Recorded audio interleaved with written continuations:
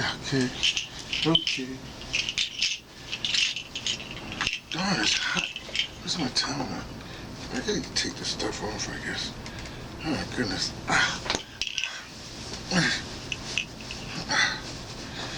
This is my Eddie Kenny suit. Have my Mangalisa Robert Sabukwe. One of my things over there.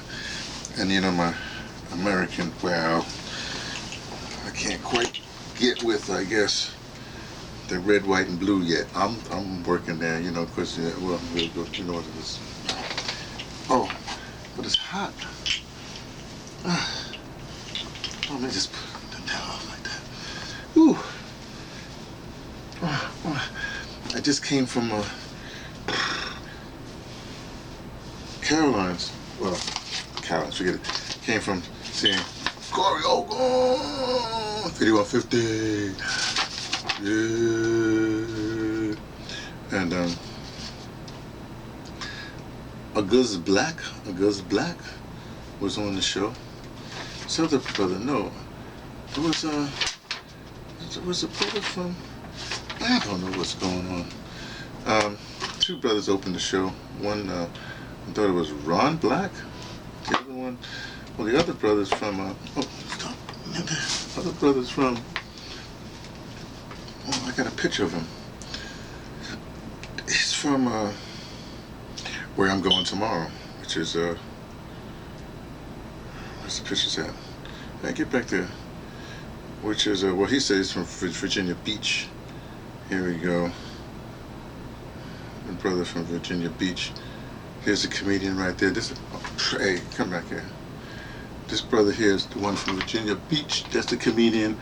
The second comedian opened for Corey. And next to him is the other guy, mistaked him for. His name is Ron. He comes from Jersey City. That's me in the middle. But I also was there. This is Grayson. See, with my man Grayson.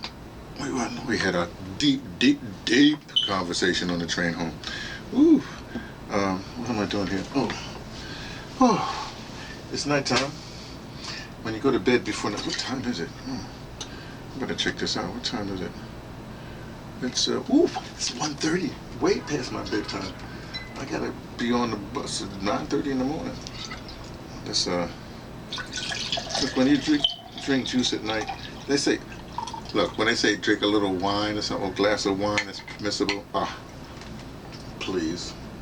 You know, hey, wine, same properties as in grape juice, right? But the best thing to drink at night, pure black cherry juice. That's right, that's the best thing to drink at night.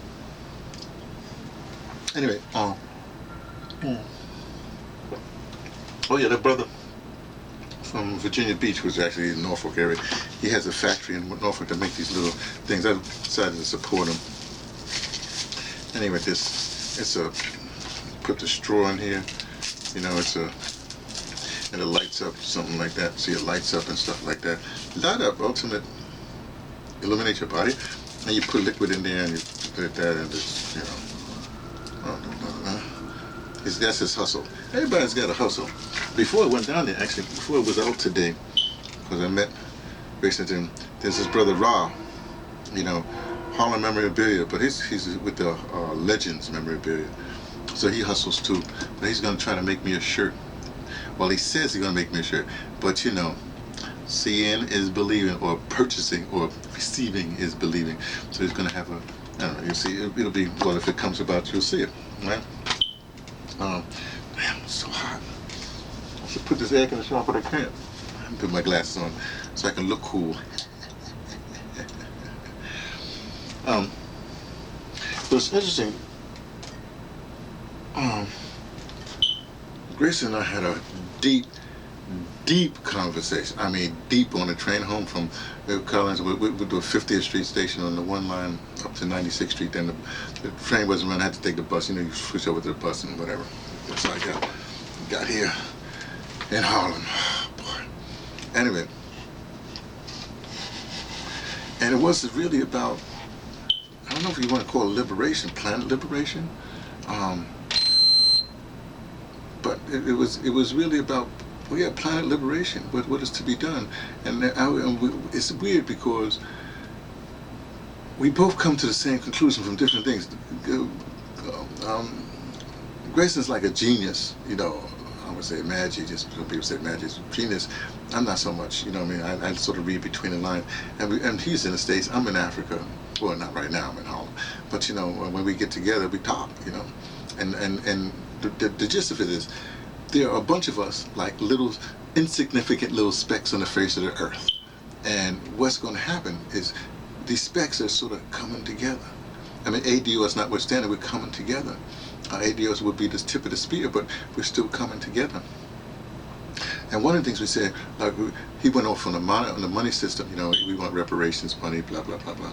Okay, but the thing is, you have to understand that the money that you want is invested from this trust in this fiat system that's only but so many years old, and it derives from a bunch of other things, and right now you get the central bank, which is like, well, what it is. So even if they gave you reparations, they can change that whatever. And I come from this thing where, well, I trust cryptocurrency. Well, money is about trust. So you trust everything. That's fine. I trust cryptocurrency because it's based on mathematics. So if, say for instance, my figure is 30 trillion, say like that, 15 trillion in US dollars, whatever they're going to make it, 15 trillion in cryptocurrency. So we'll both be satisfied. I don't want to argue with anybody, but leave that alone. But the real gist is in changing the system. Like, for instance, I brought up that Gaddafi, for instance, everybody thinks Gaddafi was killed for, changing the money. They wanted to change the money. Take these things off the start. Want to change the money system to, to an all-African kind of system, like that. That's like number one. Everybody looks at the headlines. That's cool. I read between the lines, and I always look at the third and the fourth thing down the line. The other thing that Gaddafi was doing that people didn't realize, he was going all over Africa speaking not to the heads, speaking to the heads, yes, but also the chiefs, all the chiefs around Africa, the local leaders, if you will, right? But more importantly, the third thing, or one of the things I call the third thing, I mentioned threes, is that he wants to reforestate the desert, which can be easily done, mangrove, whatever have you. But what happens is, like, especially these nomadic tribes, I hate to crack on my, nomadic brothers, What they do is some sprout comes up, they have goats, and the goats just eat the sprout, and they eat the goats because they're lazy, right? What you do is you tether your goats, you start growing the sprouts, all kinds of mulch or whatever have you, like I said, mangroves, then they reforestate the desert. That deals with climate change, but also its food source or whatever have you. Army moves on its food, on its belly rather. Anyway, what I was saying, but the thing is, to me, everything is about vibrations. I have this thing called a jump theory, which is it's insignificant little specks, right? As we come together, we jump, we vibrate, jump together, jump together, jump together, jump together, jump together, jump together. And then this vibration, as soon as when you jump, remember you have to land, boom. That's a vibration on the earth, boom, you land, right? But here's the trick, right? I'll give you an example of how powerful this is. Remember, people, they want to mess with the Iranians. Not a good idea.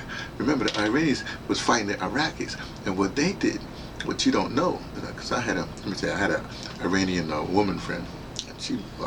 I know a lot from her. But when they had that Iraqi-Iranian conflict, whatever have you, the Iranians did, they kept on beating their chests. They kept on beating their chests. And they went into battle beating their chests. Vibration sound, right? And the Iraqis did not win, let me put it that way. Okay?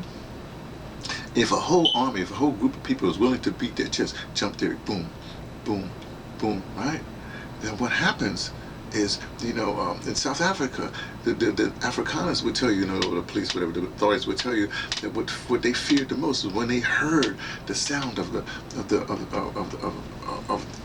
people, just that sound and singing, but that sound, that boom over the hill, they can hear that vibration.